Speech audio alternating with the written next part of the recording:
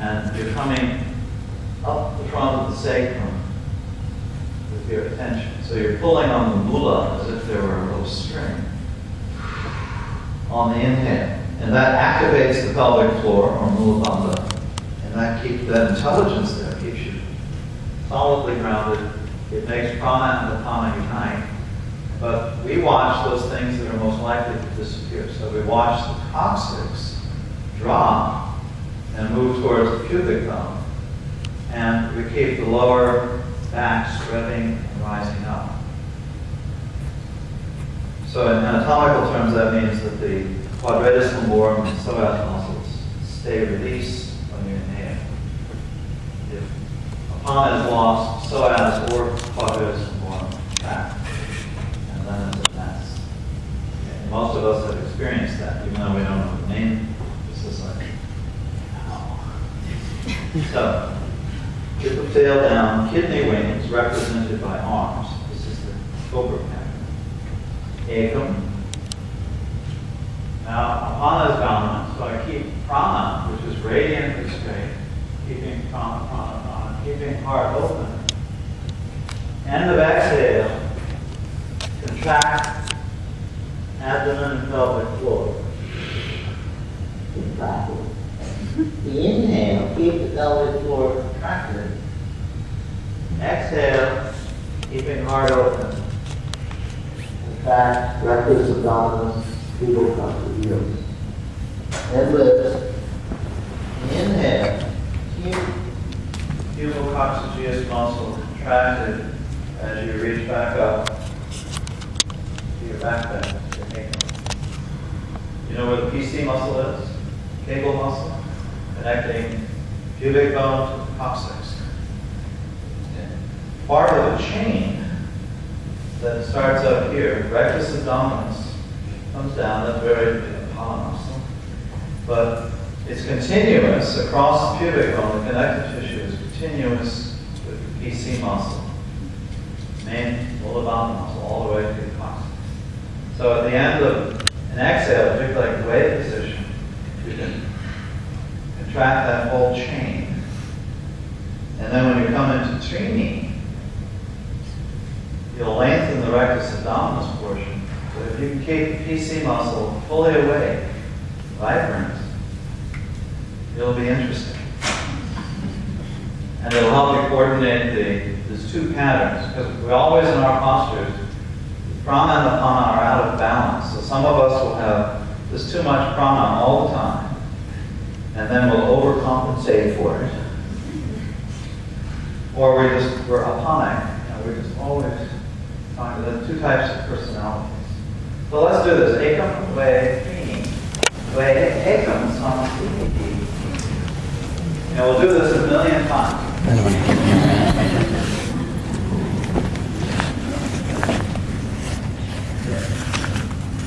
Keep together unless you have a note from your doctor.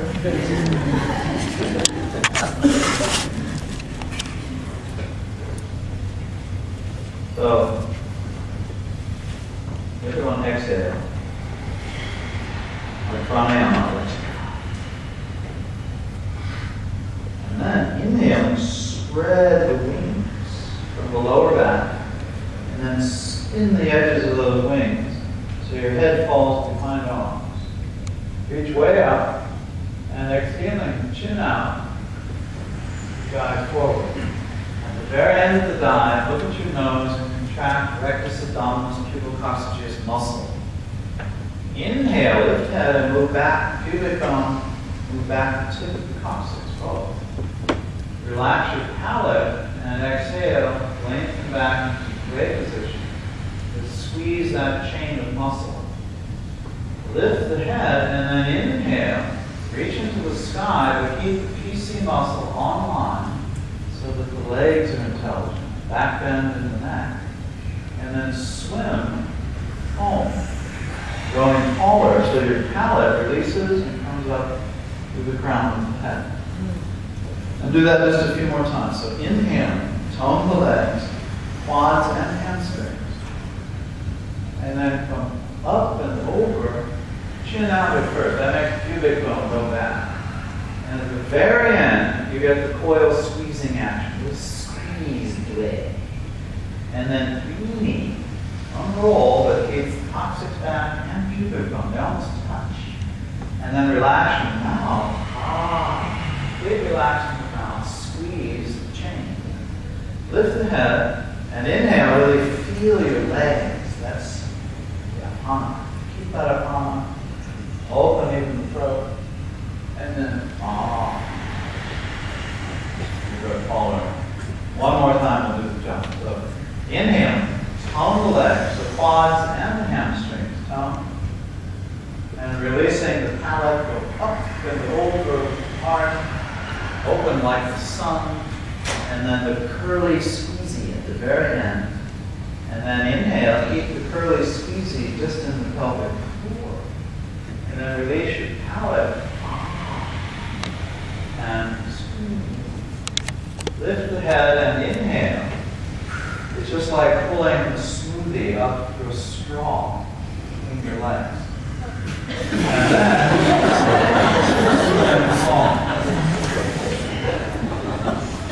don't think about that.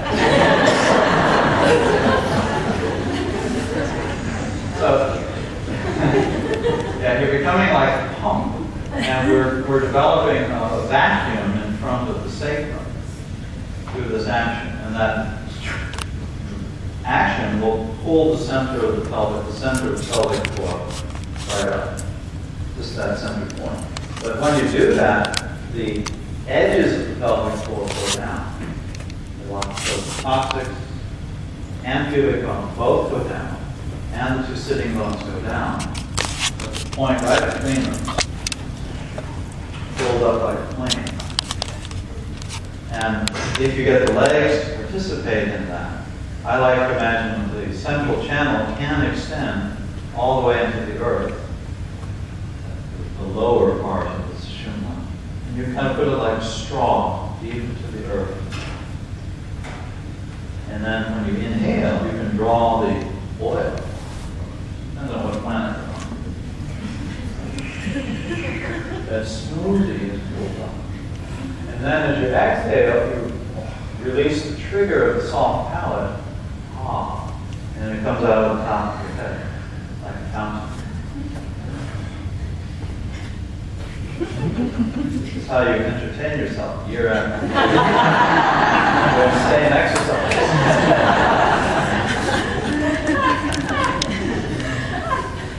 Okay, so we're going to look at this same thing from so many different angles that we go, maybe I kind of almost get it. So now we're going to take this and we're going to do, we're going to take it down to the floor. So we're going to deconstruct Surya Namaskar and really linger and study the backbending patterns there. And then we'll take it into more classical backgrounds. Okay, so now, exhale, the end of the exhale tones the pelvic floor, that holds the seed of the exhale, do it all together. And then inhale, open the wings of the kidneys, like a big bird. Spin the edges of those wings. That way your throat can open. And then, releasing the palate, it radiates the crown of the head. And then squeeze, contract rectus abdominis, pubococcygeus muscle. Inhale, lift head, but pull the pelvic floor up and in like a big suction cup. And then step back and lie on your belly. Exhale. Good. Okay, well, now this is the way you always wanted to do Shikwa. Now you were looking at it. And then you crawl up onto your elbows.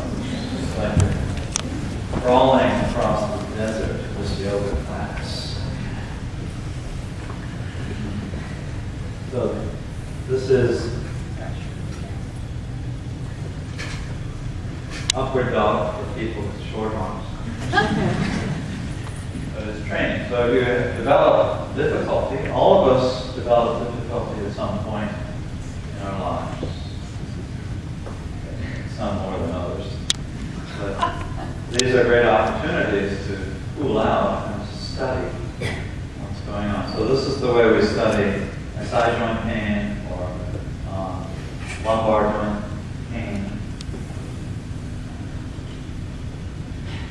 in this, once you're up on the upper arms, for most people they get the upper arms parallel, vertical. The shoulders need to come into some steepy form, which I like to call the banker's pose. So the front of the armpit lifts up and spreads out, and that's the prana pattern. But the back of the armpit flows down, but also it spreads out. That's apana. So if you pinch your shoulder blades together, some schools will be able to, like, it switches the apana off, and you float off into the ethers, completely face down. So the shoulder blades spread, they come down, and then you pull. And as you pull here, notice the pubic bone is stuck on the mat, not going anywhere. And then the coccyx, because of the PC muscle, its sensations there flow straight down towards the pubic bone. So the PC muscle has a little tone in it. I hope it does. I can't. Mine does. It's changing tone. It's smart. But then the hamstrings, and you have to imagine that. Hamstrings are places of pilgrimage in yoga. So, more on that later. So the hamstrings are pulling the sitting bones back. Pubic bone is stuck on the mat. You're drawing the whole belly forward. But because the coccyx drops, the erector spinae muscles here are soft. So these muscles stay soft. Because the coccyx drops, the psoas muscle switches off, because you want it to lengthen. And the little QO muscles here, which are like short versions of the psoas. They're all soft, and that gives you a sense that your lower back is spreading like wings, all the way up to the 12th rib, which we call the kidney wing. And that, if you keep that pattern, then no matter how much you lift the arm and further and further back bend, there won't be any compression. It'll feel good. But as soon as you lose that apana, the prana becomes destructive, and she'll compress the joints of the lower back. And that everyone has experienced. Okay. So this is all I have to say. But we'll try this from a few different angles. So now here we are. Let's see. I'm going to try this too. I'm surrounded by people.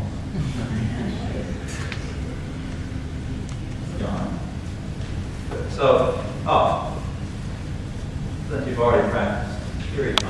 Their pelvic floor, in terms of it has 4 corners, 2 sitting bones, pubic bone, and coccyx. So there are 4 dakinis, 4 yakinis, depending on the system that you follow, that live in the pelvic floor. And they are helping to anchor the 4 corners back. When you get 4 corners anchored back and they communicate, the middle point pops up the opposite direction, Mulabandha. And that's the only way to get Mulabandha. But you have to get the 4 dakinis to help you.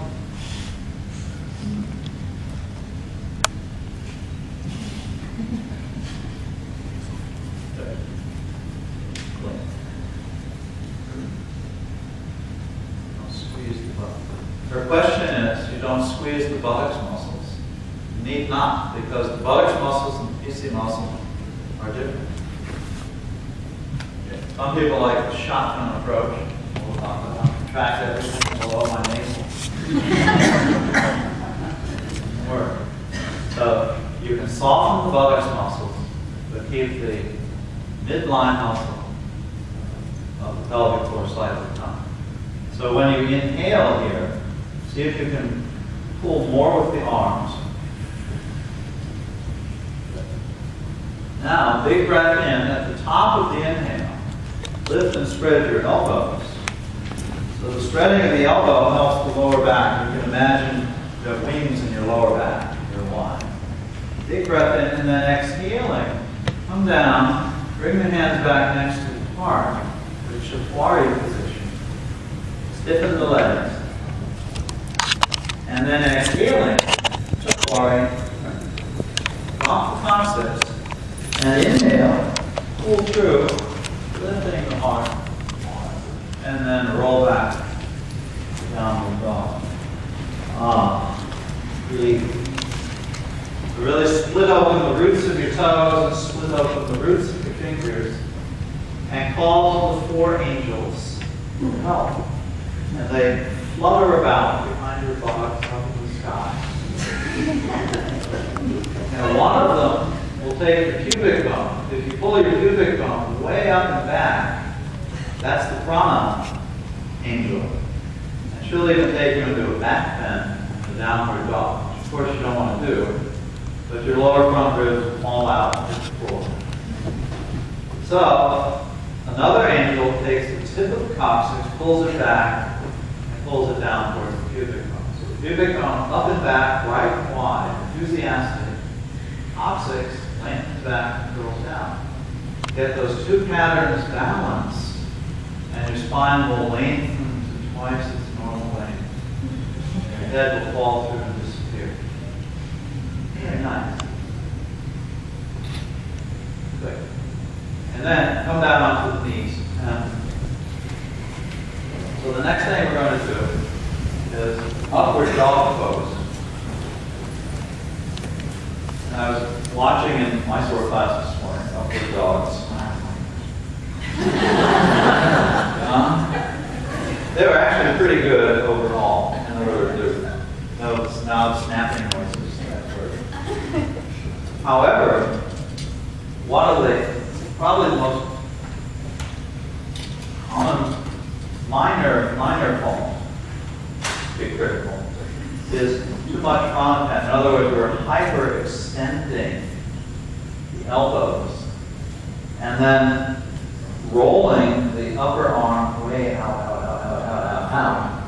Pinching the guilty blade. And when you do that, the index finger comes up, the root of the index finger comes up off the mat. And then the warranty is void. So this is what, and this is, the nice thing about this that we're going to do is everyone can actually do it. So we want to nail down the root of the index finger.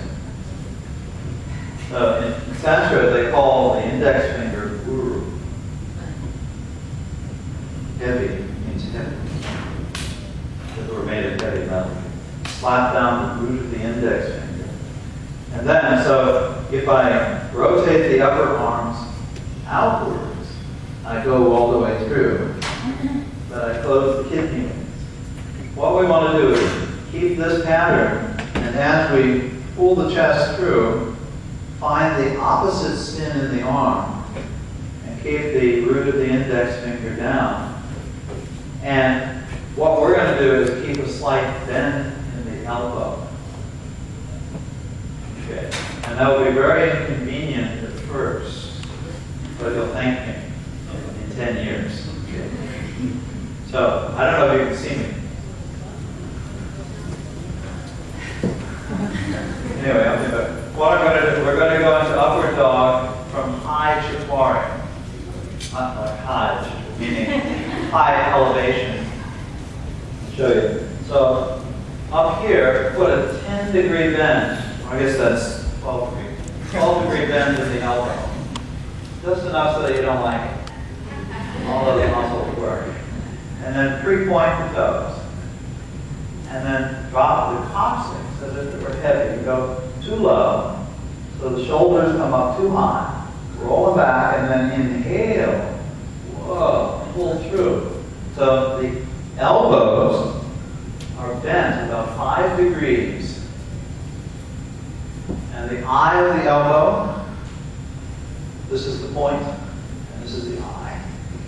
The eye of the elbows are looking in about 45 degrees, rather than, if the eye of the elbow looks straight forward, it uproots the index finger. Yeah, put your hand down, try that. There's no weight, of course. This is an experiment. hand down, you just take your other arm and you just twist your humerus, extensive humerus, you twist it around. So if you outwardly rotate, which just makes the heart pattern increase, eye of elbow looks straight ahead, but the index finger starts to pull up. And you start to put the weight in the outer edge of the hand, which will destroy your wrist. So the way that the bones are structured is the weight, whenever you're putting weight in your hand, it spirals inwards in the forearm, and it comes to the heel of the thumb, the root, index, and middle fingers. That's the weight. So through the radius goes the weight.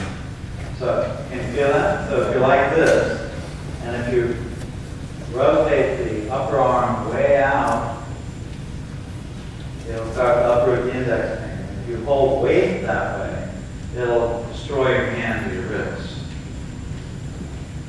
Okay, so in upward dog, let's try this. Okay. We need some actually do it. So come into high shift bar. And put about a 10-degree bend in your elbow. 26. But the elbow is a little bit winging. It's like kidney power. Now, 3 point your toes. 3 bend. And then sink down. So let your shoulders roll up just so we can loop the shoulders. Knees just straight. And then inhale. Pull your perineum right up to your tonsils, but drop the tonsils down. Stay here a couple of breaths. Now, check out the eyes of your elbows. Don't let them look straight ahead, but they're a little bit cross-eyed. Just a tiny bit cross-eyed at the eyes of your elbows. Okay, everybody's pretty good. We'll bend a little more. More bend. Yeah. Imagine you actually do have kidney wings are real. They're just small. Imagine they were as big as eagle wings, spreading with 12th rib, it should be. And then inhale, open your throat, but look down your nose. In other words, do a back bend in your throat, and then relax your mouth and the toes, countercoil, and you're saved. And you go to the downward dog. Thank you. Spread your back. So still, in downward dog, keep your kidney wings extra wide. But throw the weight forward in the hand from the heel of the thumb to the roots of index and middle fingers. So your collarbones roll back and spread. Lengthen the arms. Good. Get the 4 angles to pull the 4 corners of the pelvic floor back. And we'll drop down back onto the knee. Did that work? Is anyone confused? Okay. So that's a real common problem that eventually manifests as some kind of damage here in the wrist. That's easy to cure. But the resistance I find in most people is they kind of like the high waist in. It feels kind of gaga. When you get ungrounded, you get real floaty. And so it's kind of breaking that addiction to the gaga by keeping the index finger down. And so when you're training, keep a deliberate, noticeable, visually noticeable bend in the elbow. This keeps the pectoralis muscles toned, which keeps your shoulder blades shoulder blade wide, down the back, and the upward dog. Okay. Now, we're going to do it one more time. On our final inhale to the we go to the complete dog. But when you do this, it's almost like you're dropping the coccyx, unrolling the spine, and the last vertebra to go back is your head. And when the head goes back, you relax your mouth as if it was all meant to be. And you look down like a snob. And that release of the palate and the down casting of the eyes keeps the posterior suboccipital muscles here soft. So there's no jamming. So this keeps a pattern that you'll be able to notice along the occipital ridge here. There's a spreading and a flowing up. And it's the cobra hoodie of Patanjali. And you feel that. And so in the back bend, you're meditating on your cobra hoodie. And that way there's no compression in the neck and pull back. And then the palate is released, the crest at the inhale, releasing the palate resets the pelvic floor. So there's a reflex between your palate lobe and your pelvic floor. And then the downward, you just go rhythmically back to the downward dog. Okay, let's try it again. So, we'll do this 1,000 times. Let's start again in high water. So this is the form. You could be enlightened in this form. A little more bend. It should be enough bend that you don't really like it. All those muscles work. Now, 3-point, 3-10. And then sink. So you get the shoulders to roll back. And then inhaling with all the middle string of your pelvic floor. Way up inside, look down, and move. Like that.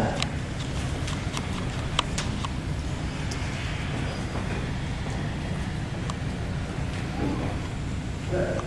Split the toes with the fingers. Wrap the shoulder blades wide. That's the Apana pattern. And then roll the collarbone back as you lengthen your arms by throwing the weight forward. Casting, just like fishing. You cast the line. Palate is empty.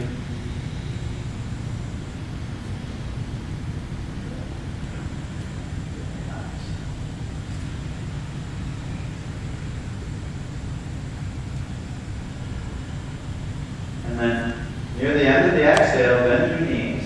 Look at the space between your hands. And then hop or walk forward and lift the head into Supta, 7th position. Lengthening through crown, exhale, squeeze into Asha, 8th position. Lift head and inhaling with the suction cup of pelvic floor. Spin the arms so the head falls back, and then swim up the middle path, crown of the head. That was one sunset.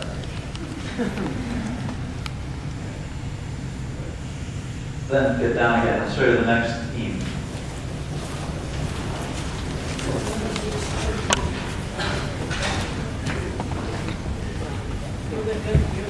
So, down here, on the belly. They're very, so in pranayama, how we do is just to sit there with the thumbs in your lower belly and count the lengths of your attention for you. But there are different points along here that have slightly different effects. And the idea was to, what we're doing, so we're going to play with points about 2-3 inches below the navel, but a little bit out to the side. So we're actually over where the psoas muscle flows through the inguinal notch right here. Approximately here, they flow through the groin. Then just above this notch, they're still pretty close to the surface. And so these points here, that if we were doing pranayama, we would keep somebody's fingertips there. And keep the lower belly just down there, slightly drawn back when we inhale. Because that would keep the psoas muscle released or long. And that keeps the kidneys spreading up. So this point here, this is the root of the right arm. And so by moving the arm in a particular way, I cause the psoas muscle to release. One could. And this would be very convenient in full back bend. I could somehow get the shoulder blades to move, really lengthen, and I get all the tension to just dissolve from the psoas muscles. And that's what we're going to be doing in about 5 minutes. I want to show you the pattern. So here's shoulder blade. I want you to take your arm overhead. Now there are two basic things with the shoulder blade. One is we want to rotate the shoulder blade out around the vertical axis. And if you put your fingers down here on the side of your rib cage, you can feel the serratus anterior muscle. Feel that? They're kind of like ribs, the way they feel. Oh, got that? Okay, so they're very important, and they're part of the apana family. And when they contract, they spin the shoulder blades this way. Very important, that gives you the apana feeling. And then the shoulder blade can spin and ascend without the back of the neck getting tight. And then in the the shoulder blade, once it's come up, has a new power. It can rotate back. Posterior rotation around the horizontal axis. And that is the prana family. Okay. So here's what we're going to do. We're going to do puppy pose. I notice you're all way beyond puppy pose. Allow me to insult you, but you can do the puppy pose. But in the puppy pose, you can play with all of these various components without any danger of killing yourself. Okay. Now, I'll show you the puppy. This is highly unorthodox. See? Yeah, they're not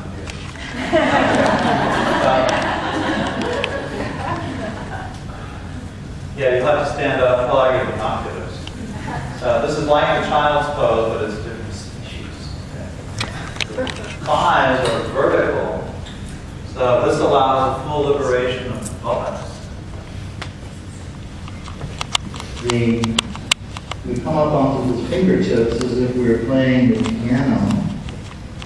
And by rotating the shoulder blade out with the serratus anterior, I can move the coccyx back. But if I push the fingers down, widening, rolling back the collarbones, the pubic bone goes back. So the pubic bone carries the prana pattern, the coccyx carries the apana, and the two become attracted to each other, pubic bone and coccyx, as they go back. So this is the form of the downward dog, in which you unite prana and apana. When they unite, then the central channel starts to open. So the main symptom of Mulabandha is that when you start to get your soft palate goes,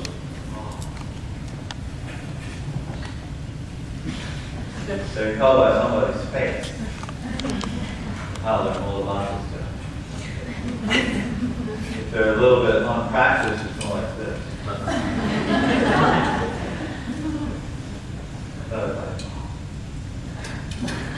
It's like you've been goosed, shocked. And what happens, the prana and the apana, when they interface, they're momentarily stunned. And so the vritti of the prana goes into nirota. And when the prana vritti is in nirota, then chitta vritti goes into nirota, because the two are together. Let's try this, the puppy pose. Illegal. Sometimes you've already practiced today. Vertical thighs. Puppy playing the piano. Come up on your fingertips. Vertical thighs, so it's kind of like a suspension bridge. And the prana pattern rotates.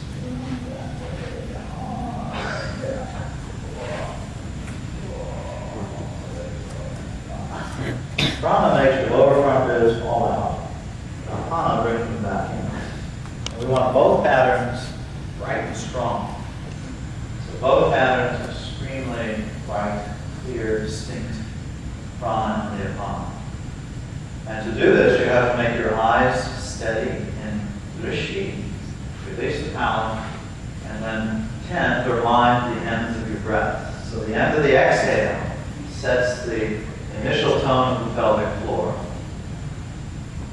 And then you draw the mind up to that field of pelvic floor using the residue of the exhale. Then you inhale. Top of inhale releases palate, and that resets the pelvic floor. So lengthen, lengthen, lengthen. And then we'll sit back out. So this is geriatric downward dog. Do you taste what's coming? Very good. You can play with all the shoulder things, all the subtleties. There's no commitment to actually holding the structure. Good. So now we have our patterns clear. What we're going to do is we're going to play with a few of the postures that start the intermediate series. Just very few. Just to see how these patterns work. And so our first posture of intermediate series is, of course, Hashasana. And Hashasana is definitely not a back bend. But we're going to do it we're going to do everybody's Hashasana, unless you're pregnant or have that same structure.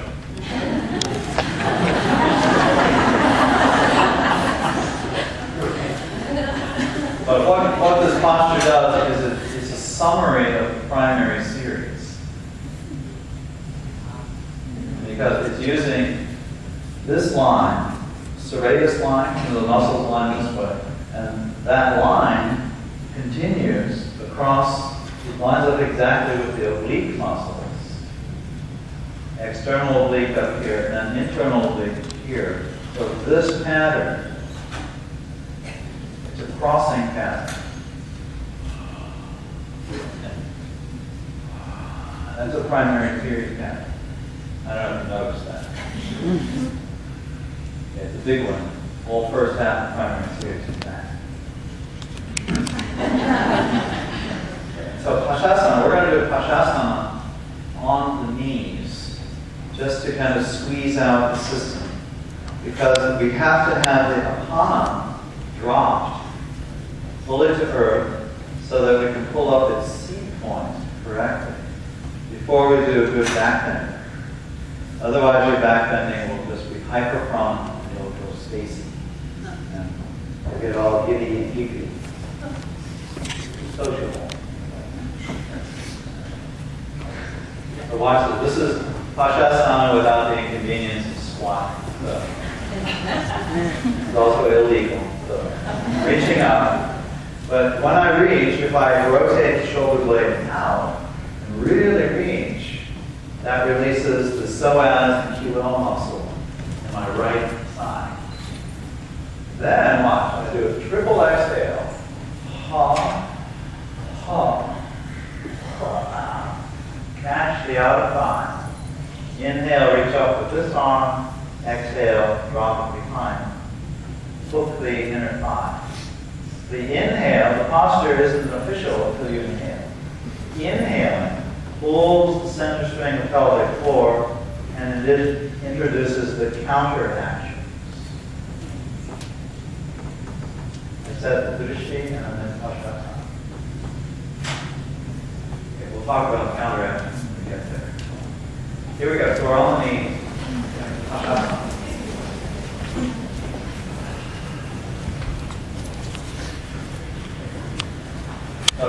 So the more you exaggerate, this is yoga theater. So put feeling in. You go inhale, and then a triple X.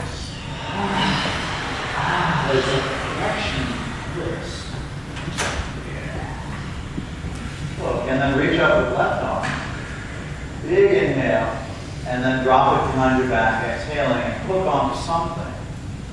Good. And then when you finally inhale, the counteraction. So the left sitting bone comes a little bit back down as a counteraction towards the left heel. Counter twist. And you just steady your eyes, and in drishti, you release the palate as if you were smiling, subtly, a secret smile, your secret gazing point. If you get the drishti correct, everything else falls into line easily. Palate releases. When the palate releases, Mulabandha is self-forming. Intelligence is already there. Now, exhale, look down. And inhale, sit up. Great. That's good. The easy side. And now, other arm, left arm, go way up with a spin in the kidney wing to release the psoas. And then a triple exhale. So it's a little flexion. It's like squeezing out for a wet claw. Reach up with right arm on inhale, and then drop it behind back. Exhale, hooking thigh. Now when the inhale comes,